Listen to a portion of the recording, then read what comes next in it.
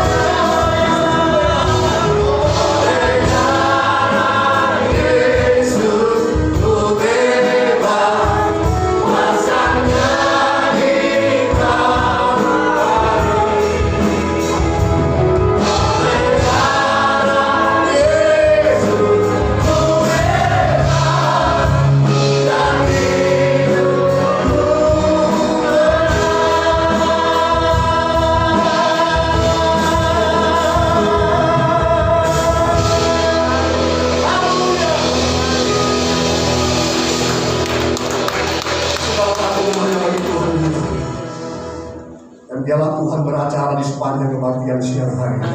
Di dalam nama Tuhan Yesus Kristus. Amin. Haleluya. Oleh darah domba Allah kita sudah dibebaskan. Haleluya.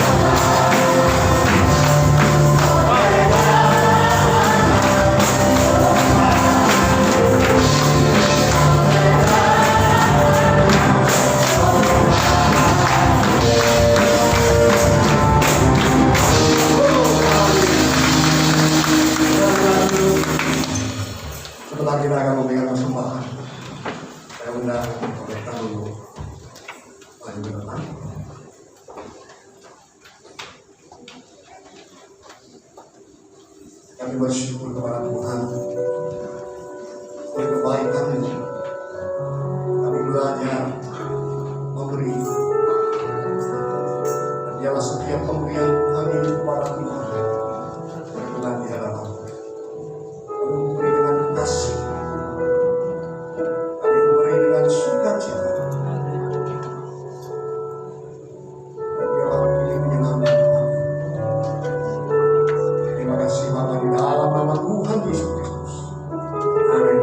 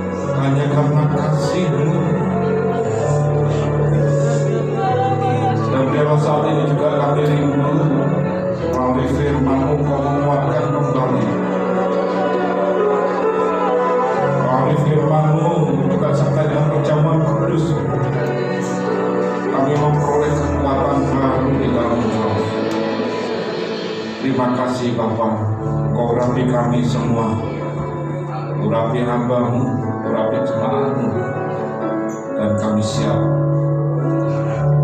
menerima firman-Mu. Kami sambut firman-Mu hanya di dalam nama Tuhan Yesus kami berdoa, haleluya, amin. Shalom. Saya ucapkan selamat hari Jumat Agung, ya, di mana kita boleh merayakan, kita boleh mengingat kembali betapa besar kasih Tuhan. Kita mau buka firman Tuhan di dalam tema yang setahun berjalan, di mana akan terjadi goncangan, tetapi bila kita tetap di dalam Dia, maka kita bisa berdiri, tidak tergoncangkan. Ibrani 12 ayat yang saya baca ayat yang ke-26. Ibrani 12 ayat yang ke-26 mengatakan, waktu itu suaranya menggoncangkan bumi, tetapi sekarang Ia memberikan janji satu kali lagi, aku akan menggoncangkan bukan hanya bumi saja, melainkan langit juga. Kita sambung di dalam 1 Petrus 1 ayat yang ke-11. 1 Petrus 1 ayat yang ke-11 katakan demikian. Dan mereka meneliti saat yang mana, mereka juga meneliti yang bagaimana yang dimaksudkan oleh Roh Kudus yang ada di dalam mereka, yaitu roh yang sebelumnya memberi kesaksian. Mereka menyelidiki, mereka meneliti tentang segala penderitaan yang akan menimpa Kristus. Dan mereka juga akan meneliti, menyelidiki tentang segala kemuliaan yang menyusul sesudah itu. Tema pagi hari ini saya berikan judul tema yaitu penderitaan yang mengalami perubahan menuju pada kemuliaan. Baik dalam Ibrani yang dituliskan oleh Paulus maupun dalam Petrus, semua itu menyatakan tentang waktu. Kalau beberapa minggu lalu renungan saya berbicara ketika terjadi goncangan, di mana semua kita akan mengalami goncangan, melibatkan firman-Nya, mengikut sertakan firman-Nya, juga mengikut sertakan manusianya, juga mengikut sertakan melibatkan tempat. Dan saat ini menjadi komplit, menjadi 5. Ada firman-Nya, ada manusia yang akan digoncang, dan ada tempat dimanapun kita berada akan mengalami goncangan, dan juga waktu. Waktu kapan kita nggak tahu, tapi akan mengalami yang namanya goncangan. Dan juga dalam kondisi atau keadaan apapun juga, kita tidak bisa menawar, waduh jangan sekarang pencobaan datang, jangan sekarang ujian ini terjadi, jangan sekarang masalah ini ada, nggak bisa. Jadi hari ini kita akan ada melibatkan 5. Firman-Nya, manusianya, yaitu saudara dan saya manusianya, tempat dimanapun kita berada, dan waktu kapanpun bisa terjadi, dan juga kondisi keadaan apapun juga. Peristiwa yang dituliskan dalam Ibrani 12 dan dalam 1 Petrus 1 ayat 11 itu diawali dari cerita ketika Yesus beserta murid-muridnya akan mengadakan Paskah, dan mereka menyebutnya sebagai Passover, pesta memperingati. Dan Yesus pada saat itu memerintahkan pada murid-muridnya, aku mau makan bersama, atau kita kenal dengan perjamuan malam terakhir. Dan Yesus memberikan perintah pada murid-muridnya, cari tempat. Maka murid-muridnya mencari tempat, dan waktunya ditentukan oleh Tuhan. Nanti waktunya jam sekian. Mereka mencari dan diberikan tanda di situ. Cari, ketemu sama orang ini maka kau berbicara. Kita buka aja Markus 14 ayat 14 dan 15. Ini Yesus memerintahkan dan diawali semua dari apa yang ditulis dalam Ibrani dan Petrus. Dan katakanlah kepada pemilik rumah yang dimasukinya, pesan guru, di manakah ruangan yang disediakan bagiku untuk makan Paskah bersama-sama dengan murid-muridku? Ayat yang ke-15 dikatakan, lalu orang itu akan menunjukkan kamu sebuah ruangan atas yang besar, yang sudah lengkap dan tersedia. Disitulah kamu harus mempersiapkan perjamuan Paskah untuk kita.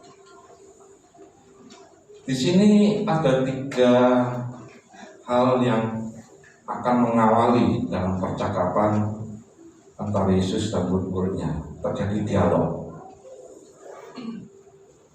yaitu ruangan yang besar di atas, di loteng Yerusalem,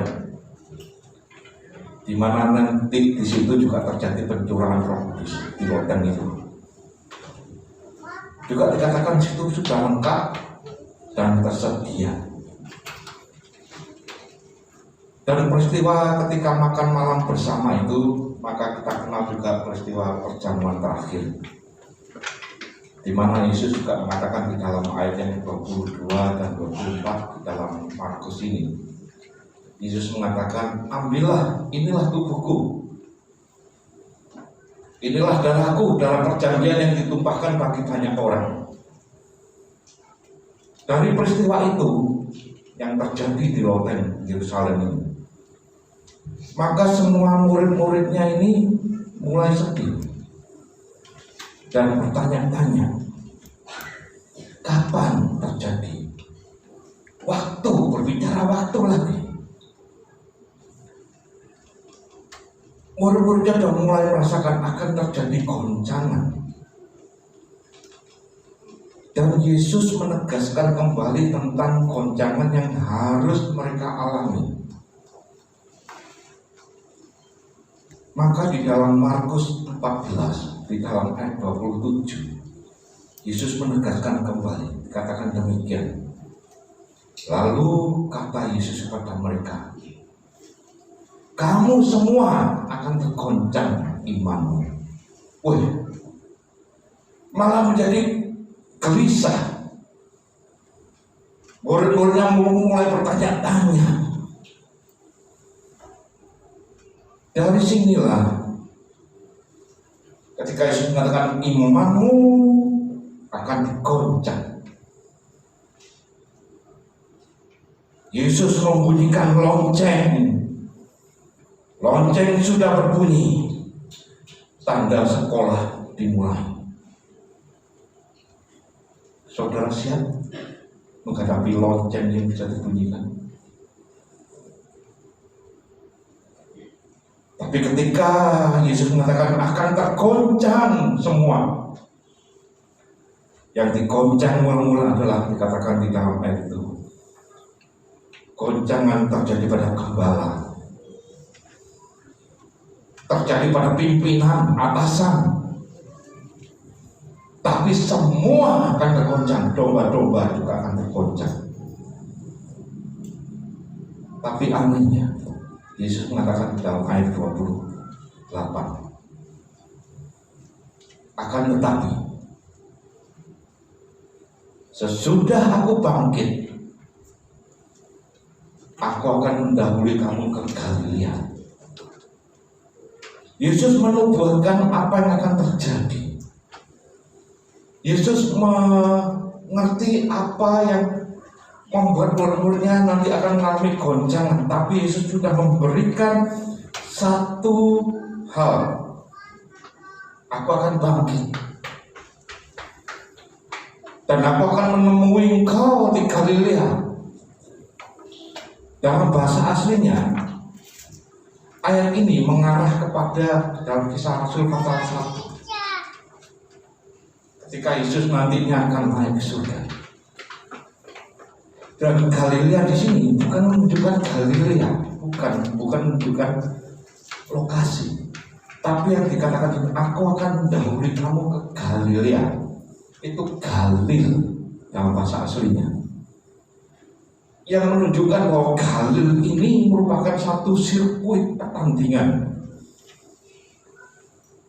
Dikatakan nanti gembalanya akan digoncang, Yesus sendiri akan digoncang, tapi domba-dombanya juga digoncang.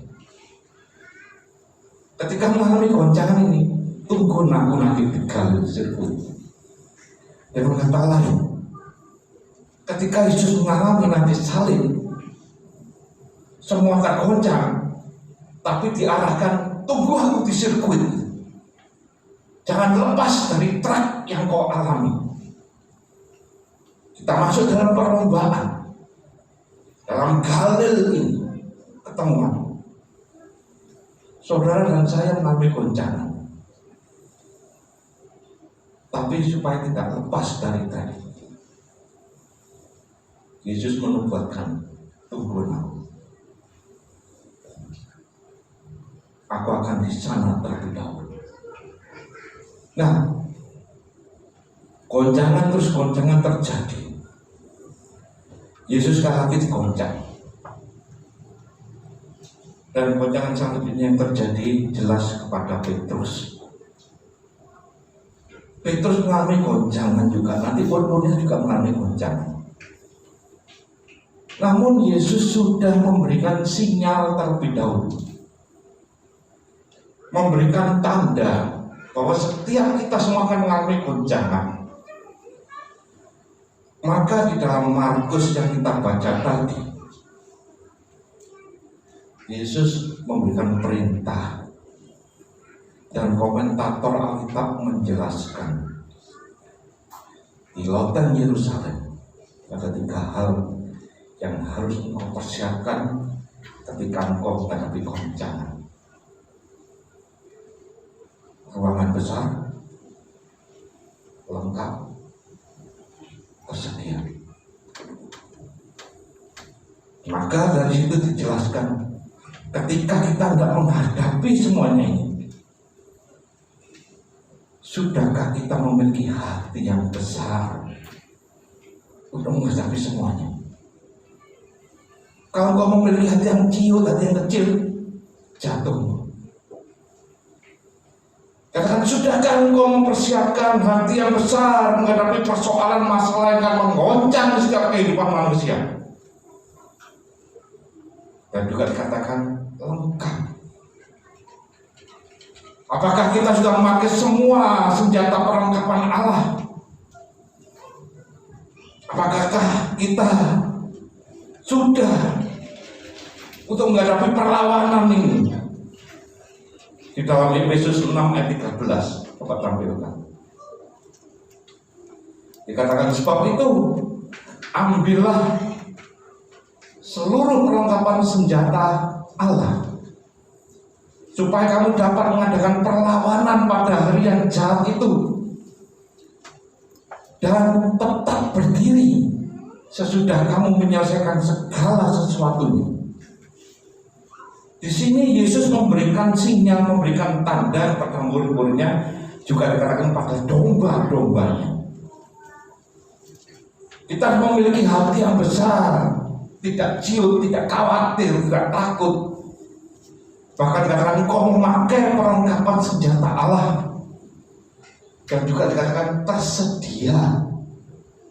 Tersedianya apa? Punya bekal.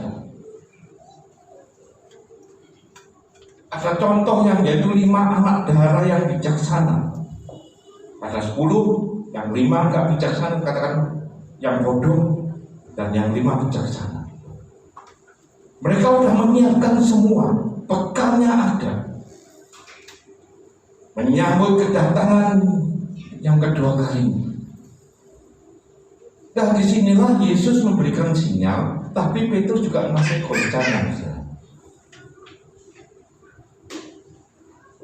Yang digoncang pertama kali adalah Yesus, untuk membuktikan bahwa dia benar-benar tidak tergoncangkan. Renungan minggu lalu, dan yang tergoncang menjadi tidak tergoncangkan. Ketika semuanya kita siap semuanya, maka pada malam itu merupakan waktu perubahan dimulai. Sekali lagi Paulus dalam Ibrani 12, Petrus dalam 1 Petrus pasal 1 menulis tentang waktu, menulis tentang keadaan, kondisi. Kita semua akan mengalami. Saya ulangi, jadi dalam goncangan yang akan terjadi melibatkan firman-Nya, melibatkan manusianya, melibatkan tempatnya dimanapun kita berada, melibatkan waktu kapanpun akan terjadi, dan melibatkan kondisi, situasi, keadaan. Ketika kita berbicara tentang tema ini, yaitu penderitaan yang akan berubah menjadi kemuliaan, dikatakan sudah diteliti, sudah diselidiki oleh para nabi-nabi. Semuanya ini mempunyai satu tujuan, yaitu keselamatan. Coba 1 Petrus 1 ayat 10. Mereka menyelidiki itu. Keselamatan itulah yang diselidiki dan diteliti oleh nabi-nabi yang telah bernubuat tentang kasih karunia yang diuntukkan bagimu. Jadi nggak main-main. Sudah berabad-abad diselidiki, diteliti, kapan waktunya akan terjadi, bagaimana terjadinya, diselidiki. Dan Petrus menjadi saksi hidup dan melihat dengan jelas. Petrus menulis, ketika semua menyelidiki hal ini, Petrus menegaskan kembali. Diselidiki tentang apa?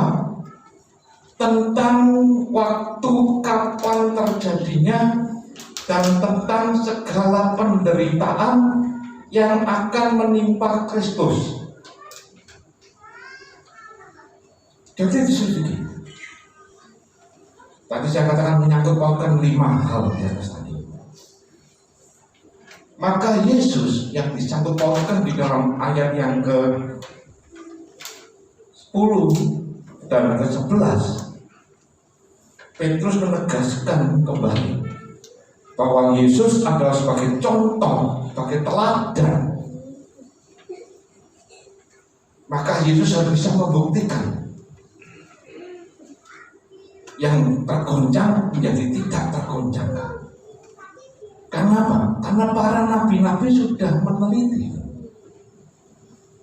sudah menyelidiki. Apabila Yesus tidak bisa membuktikan, maka apa yang diselidiki sia-sia. Maka ditulis di situ.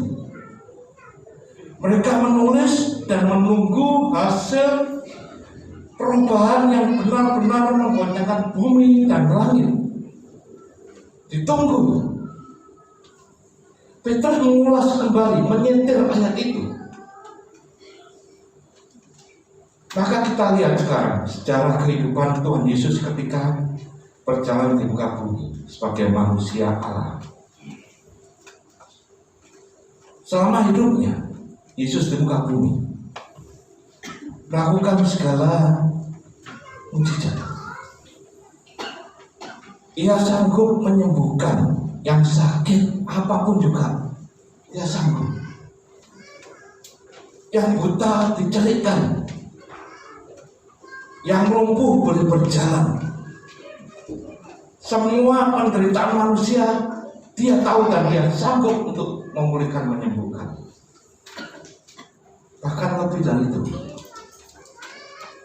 dia sanggup membangkitkan yang sudah mati. Anak Jairus yang mati dibangkitkan.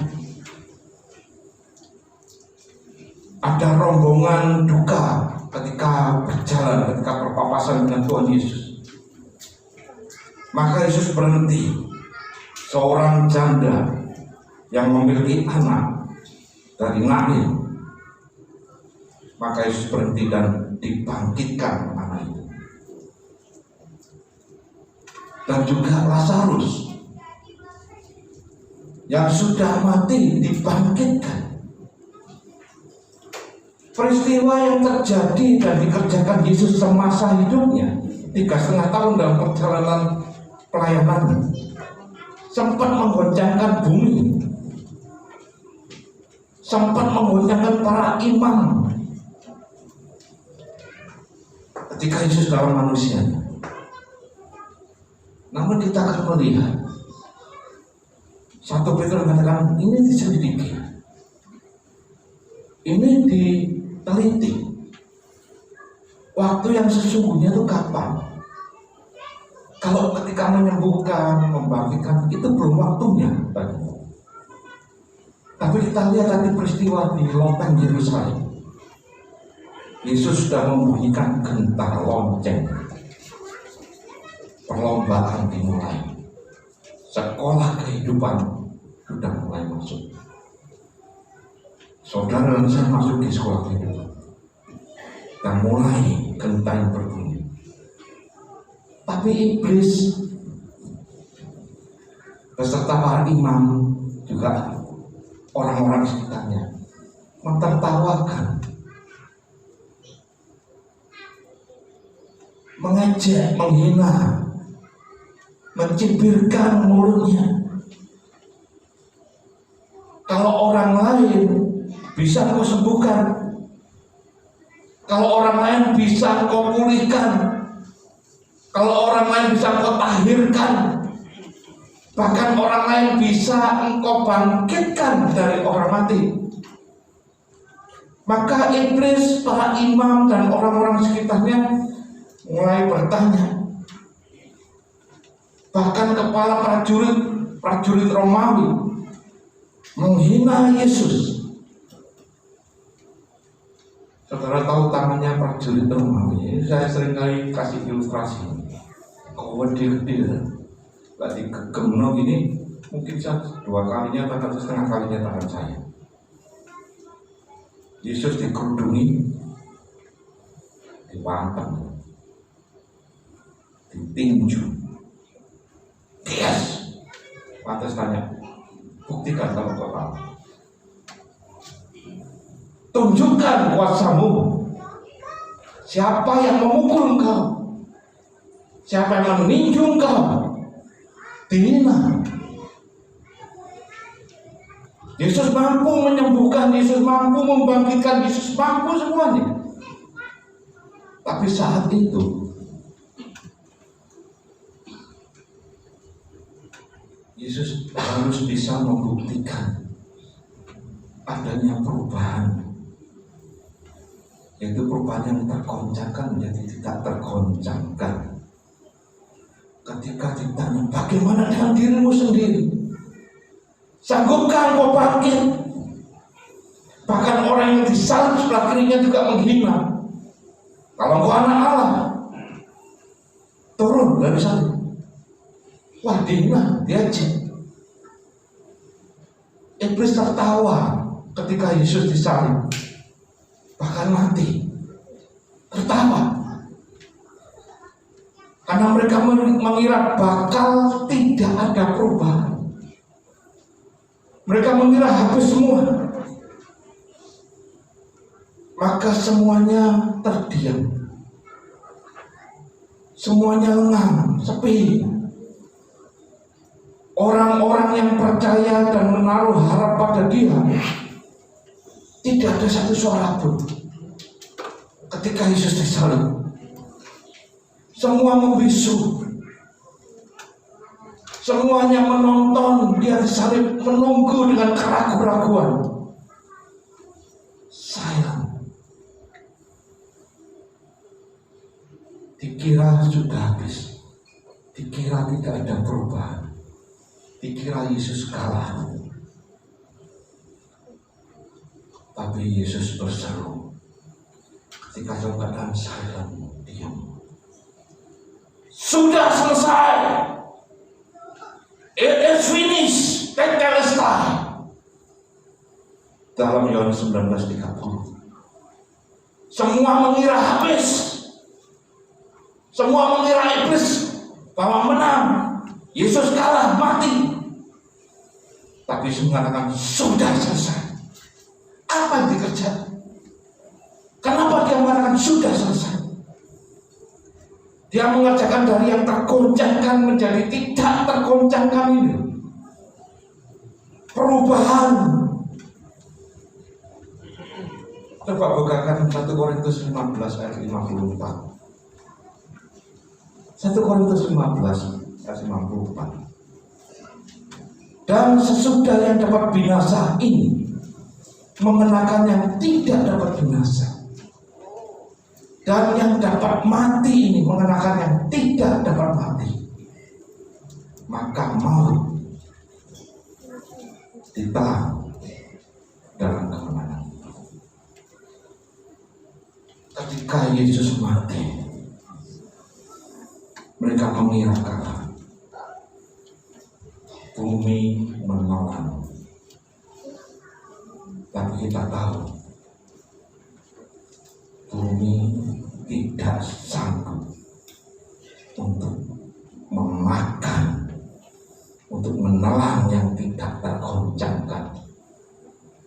Kalau saudara baca di dalam Alkitab Matius 27 mulai ayat 50 sampai 54, ketika bumi menelan, bumi gak sanggup, maka terjadi gempa bumi, dan batu-batu, bukit-bukit batu terbelah, tidak sanggup menahan, menerima yang tidak tergoncangkan.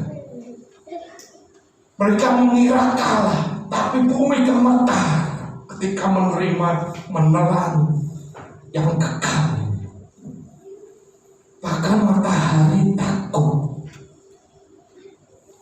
dia menyelimutinya, maka terjadi kegelapan. Para imam dibuat tercengang. Mereka tidak bisa menahan bahwa ada yang menggoncangkan. Tabir bait suci terbelah menjadi 2. Dan di situ Yesus menegaskan, bait suci, kemah suci buatan manusia akan diubah menjadi bait Allah yang sesungguhnya. Maka katakan, engkaulah bait Allah. Ketika engkau ingin menyembah Tuhanmu, bukan menyembah lagi di atas gunung, tapi engkau menyembahnya dengan roh dan kebenaran. Kepala prajurit, kepala pasukan, ketika Yesus mati, terjadi goncangan, maka terjadi pengakuan dan kesaksian dari kepala pasukan dan prajurit. Maka dia mengatakan, sungguh ia adalah anak Allah. Perubahan terjadi. Bahkan maut pun tidak bisa menahan. Kekuatannya dilucuti. Coba tampilkan Matius 27 ayat yang ke-52. Matius 27 ayat 52. Dan kuburan-kuburan terbuka, dan banyak orang kudus yang telah meninggal bangkit. Ini sebelum kebangkitan Yesus. Maka ayat selanjutnya dikatakan, kalau tampilkan ayat biar jelas. Dan sesudah kebangkitan Yesus, mereka pun keluar dari kubur. Maka di dalam ayat 54 tadi dikatakan, kepala prajurit mengakui, sungguh ia ini adalah anak Allah. Inilah yang kita tahu ketika Petrus menulis, Paulus menyindir dalam Ibrani, yang diselidiki dan diteliti oleh para nabi-nabi tentang penderitaan. Segala penderitaannya ini yang akan membawa kepada kemuliaan. Dan kemuliaannya ini apa? Saya bahas di Paskah. kemuliaan yang Yesus terima, yang Yesus nyatakan di Paskah. Maka katakan dalam 1 Petrus 1 ayat 11, yang diselidiki tentang segala penderitaan yang akan menimpa Kristus, dan yang diselidiki tentang segala kemuliaan yang menyusul sesudah penderitaan. Dengan kematiannya, maka perubahan terjadi. Perubahan-perubahan inilah dari salib, dari penderitaan ini, membagi dua hal. Yang pertama, mereka yang menghina, mereka yang mengejek, bahkan iblis pun dibuat hancur, dibuat bungkam, dibuat malu, dibuat kalah, bahkan mati. Tapi bagi mereka yang percaya dan tetap di dalam Dia, Galil, dalam sirkuit, aku akan ketemu kau nanti di sana. Bagi mereka yang terus tetap di dalam Dia, akan mengalami kemenangan. Bilur-bilurnya ini melalui darahnya, bilurnya mengubah segalanya. Dari kematiannya, engkau memperoleh pemulihan. Melalui bilur darahnya, engkau boleh disembuhkan, disucikan. Melalui bilur-bilurnya, kita memperoleh kebebasan. Semua ini dikerjakan oleh Yesus.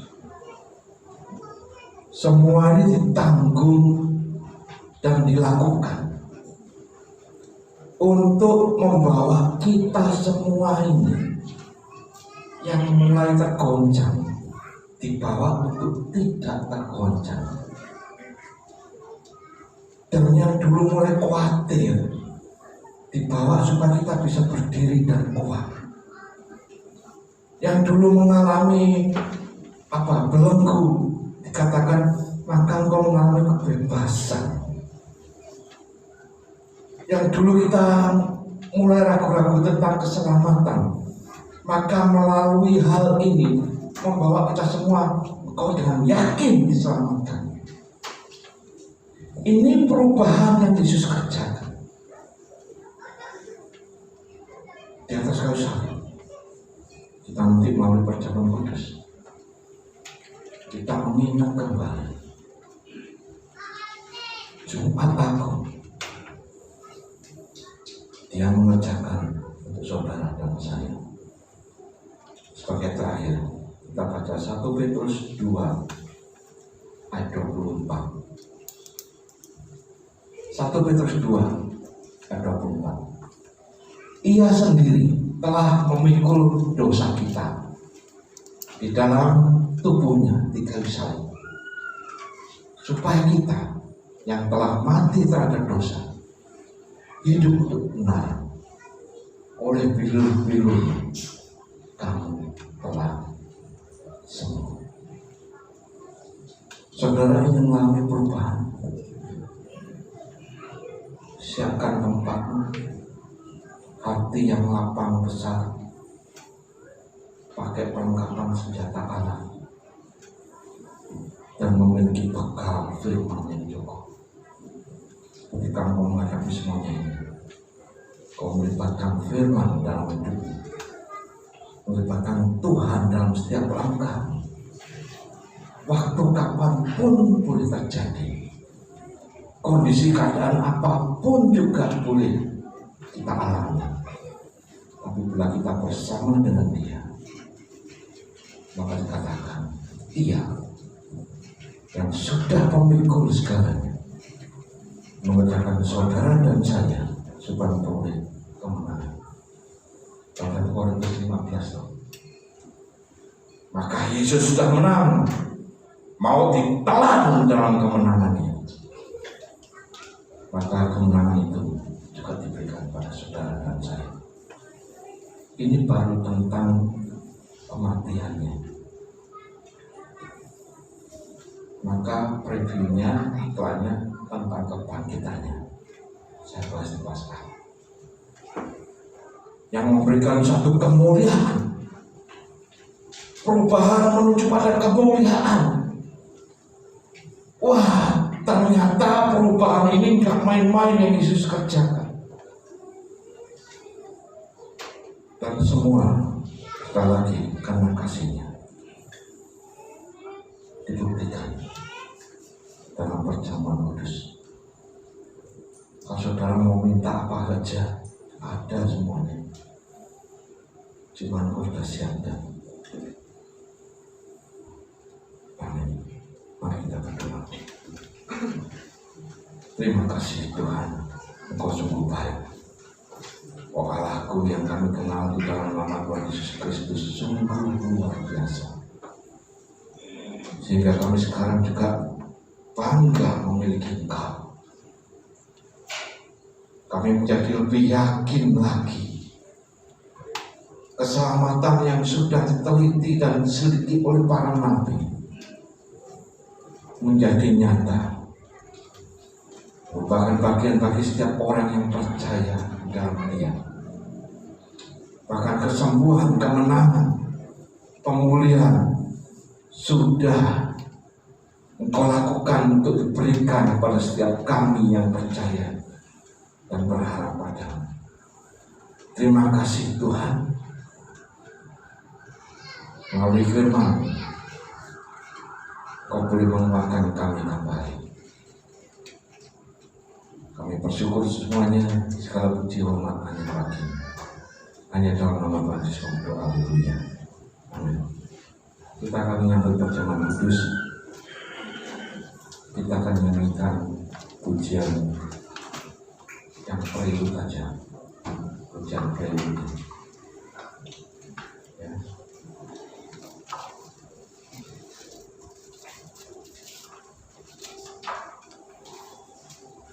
Betapa besar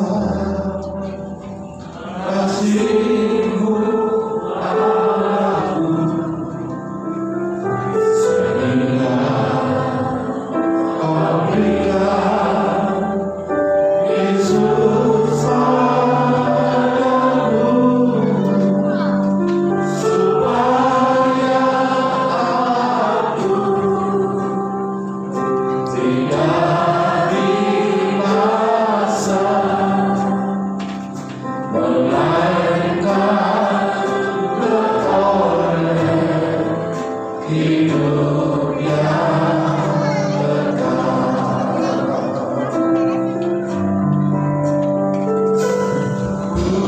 Ku sembah Kau, ku sembah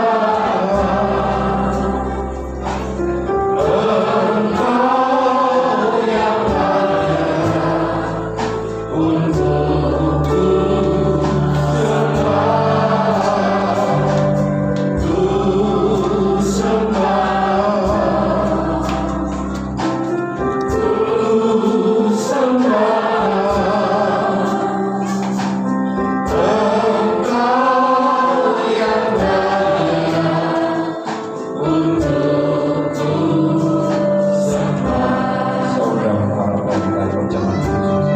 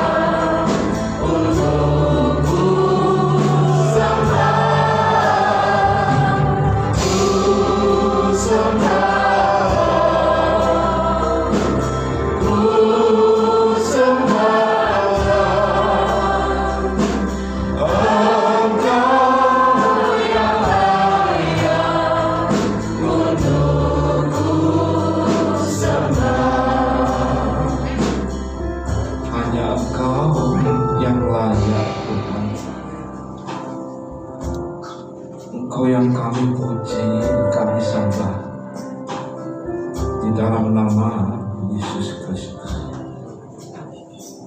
Engkau sudah melakukan, Engkau sudah berkorban buat kami. Engkau sudah menanggung segala dosa, pikul dosa setiap kami, sehingga kami memperoleh kemenangan. Kami mengalami perubahan yang tidak tergoncangkan. Dan di hadapan kami Tuhan, yang akan kami nikmati perjamuan kudus. Engkau sudah menyatakan kasih-Mu, dan saat ini biarlah Engkau layakkan setiap kami. Para pelayan perjamuan kudus Engkau layakkan, Engkau kuduskan. Ketika mereka membagikan tubuh dan darah-Mu, dan setiap jemaat menerimanya, maka kami tidak berkesalahan. Kami menerima kuasa-Mu, kami menerima pemulihan, kami menerima kemenangan, bahkan keselamatan yang sudah Engkau sediakan buat kami. Terima kasih Tuhan. Kami siap untuk menerima perjamuan kudus, dan kami sambut semuanya hanya dalam nama Tuhan Yesus. Kami berdoa, haleluya, amin. Silakan duduk.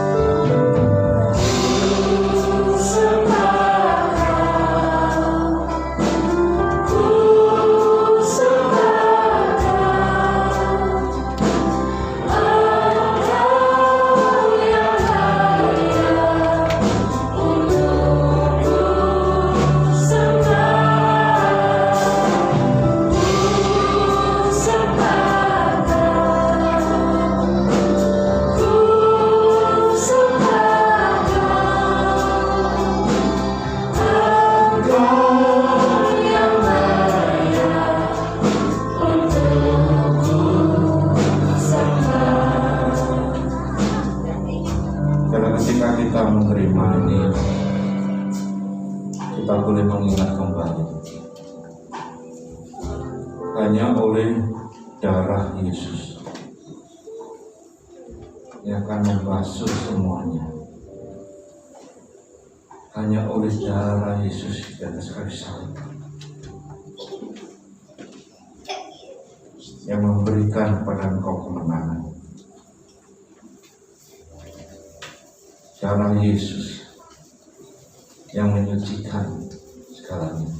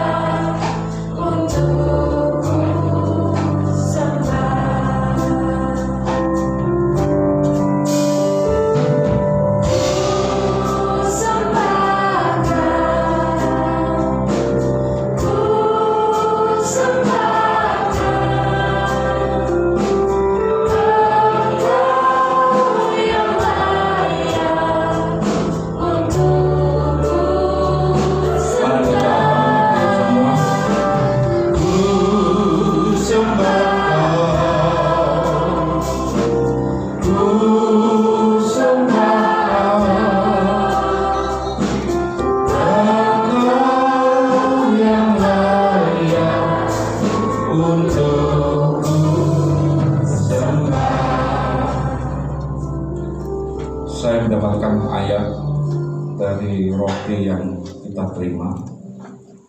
Saya bacakan saja supaya kita bisa mengerti. Hanya pada Allah saja kiranya aku tenang, sebab daripadanya lah harapanku.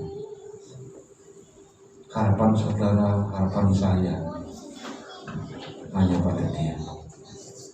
Mari kita berdoa. Tuhan, kami bersyukur pagi hari kami boleh mengingat kembali peristiwa yang sudah terjadi dan Engkau sudah melakukan buat kami. Engkau berkorban buat kami melalui bilur-bilur-Mu, darah-Mu yang tercurah, melalui tubuh-Mu yang terpecah-pecah. Maka kami boleh saat ini ada hanya karena kemurahan-Mu.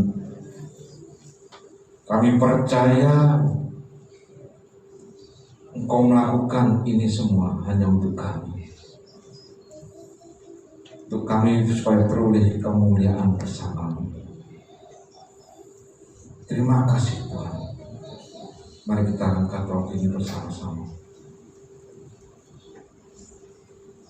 Sebab apa yang telah teruskan kepadamu telah aku terima dari Tuhan, yaitu bahwa Tuhan Yesus pada malam waktu Ia diserahkan, Ia mengambil roti. Dan sesudah itu Ia mengucap syukur atasnya. Ia memecah-mecahkannya dan berkata, inilah tubuhku yang diserahkan bagi kamu. Perbuatlah ini menjadi peringatan akan aku. Sidang jemaat dikasih Tuhan, yakinkah bahwa roti yang kita tinggikan ini ada persekutuan di dalam tubuh Yesus Kristus? Haleluya. Dengan imanmu, pengharapanmu, dan kasihmu hanya dalam nama Tuhan Yesus. Makan.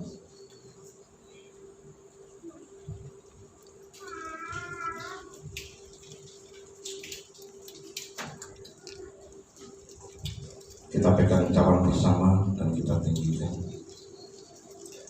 Demikian juga Ia mengambil cawan sudah makan lalu berkata, cawan ini adalah perjanjian baru yang dimeteraikan oleh darahku. Perbuatlah ini setiap kali kamu meminumnya, menjadi peringatan akan aku. Sebab setiap kali kamu makan roti ini dan minum cawan ini, kamu memberitakan kematian Tuhan sampai Ia datang. Sidang jemaat dikasih Tuhan, yakinkah bahwa cawan yang kita tinggikan ini ada persekutuan di dalam darah Yesus Kristus? Haleluya. Dengan imanmu, pengharapanmu, dan kasihmu hanya dalam nama Tuhan Yesus. Minum. Terima kasih Bapa, Engkau sungguh baik. Terima kasih Tuhan. Terima kasih Yesus. Gloria. Haleluya. Gloria masih karena masanya. Gloria masih karena masanya. Siapa lama karena masih. Gloria masih karena masih. Yesus, Yesus. Siapa masih? Siapa masih? Siapa masih?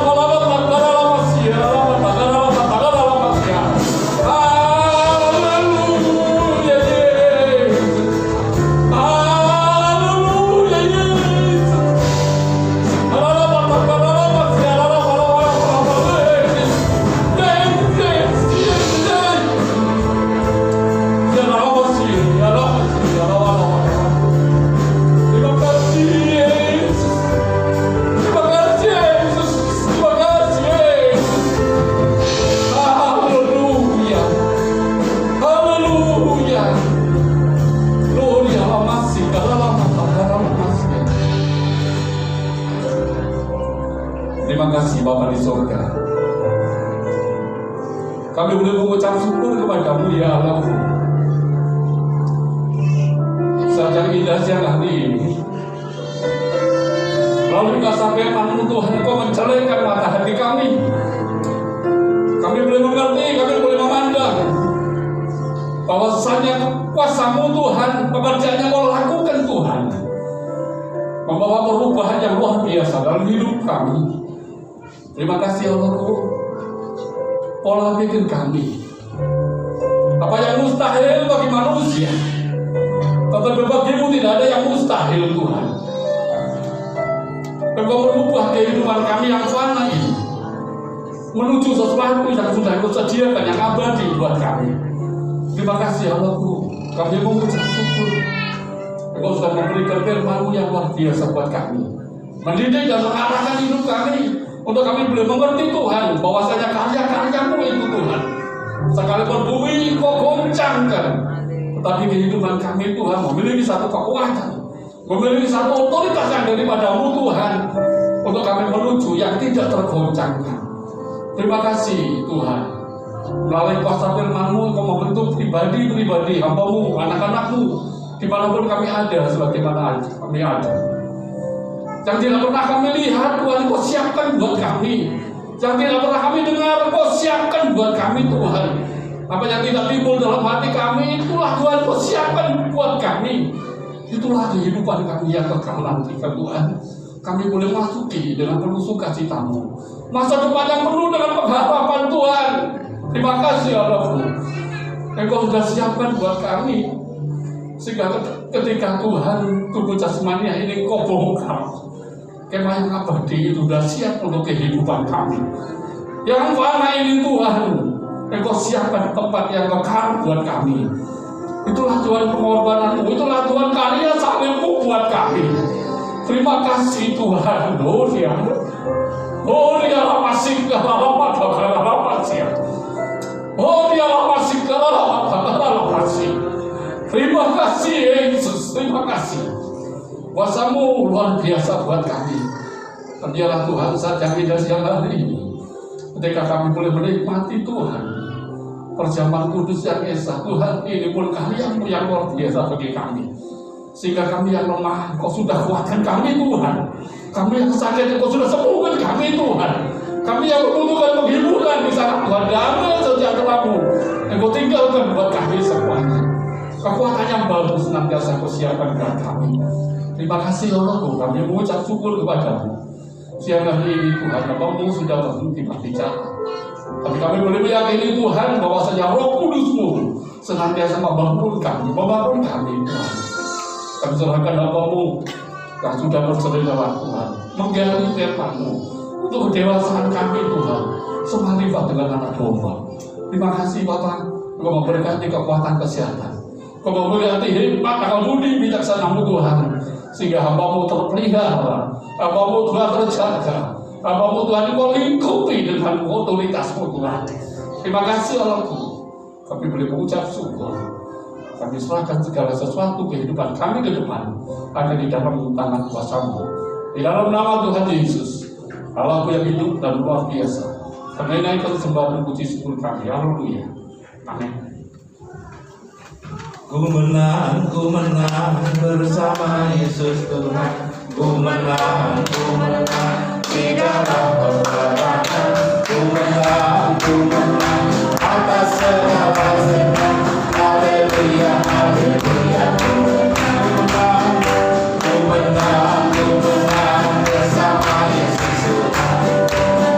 Ku menang di dalam peperangan. Ku menang atas segala sebab. Haleluya, haleluya.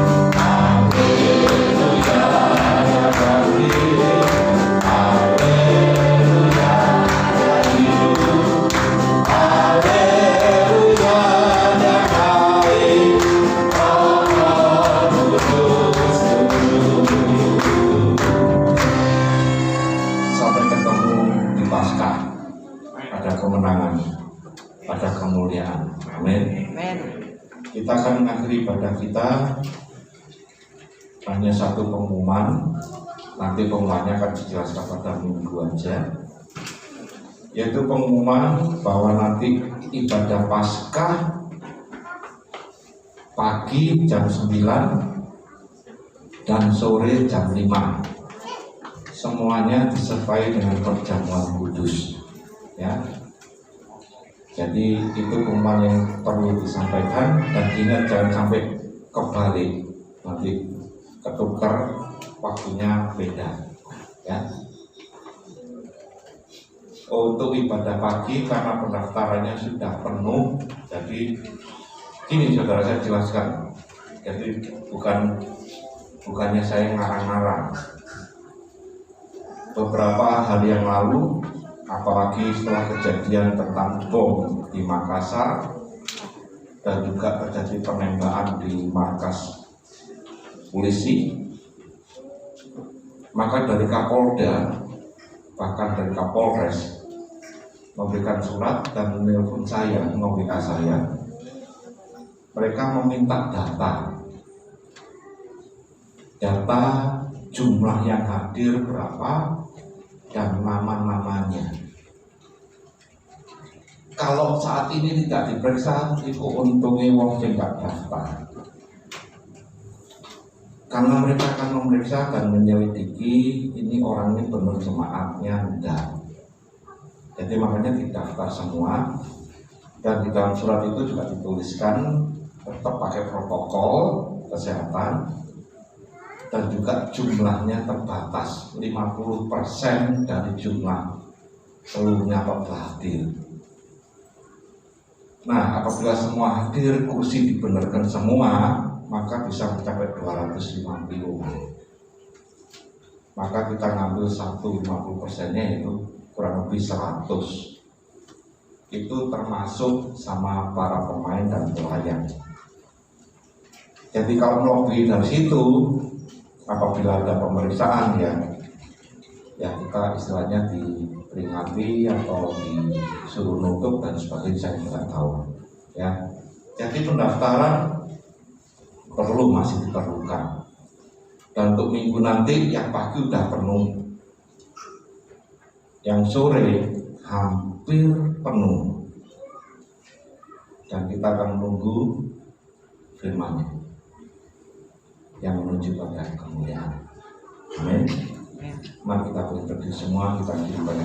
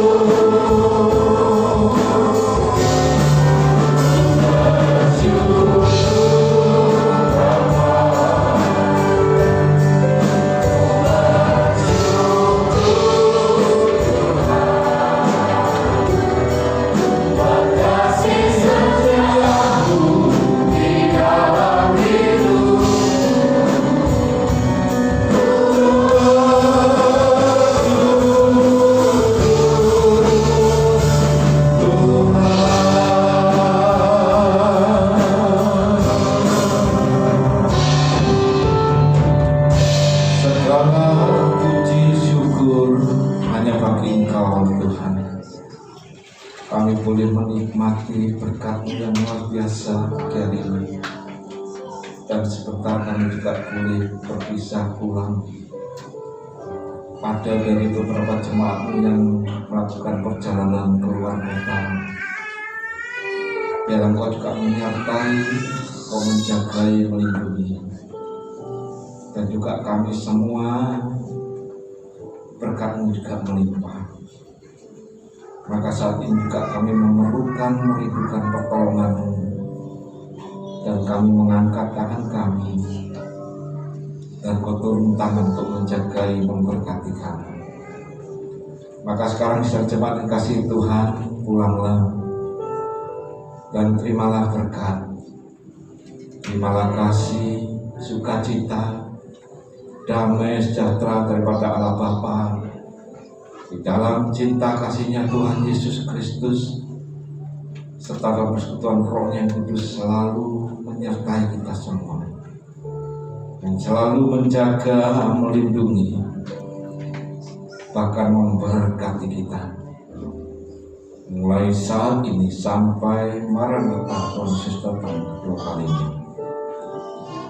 Bila kita menerima semua berkat ini hanya di dalam nama Tuhan Yesus Kristus, dan bila kita semua percaya dapat katakan amin.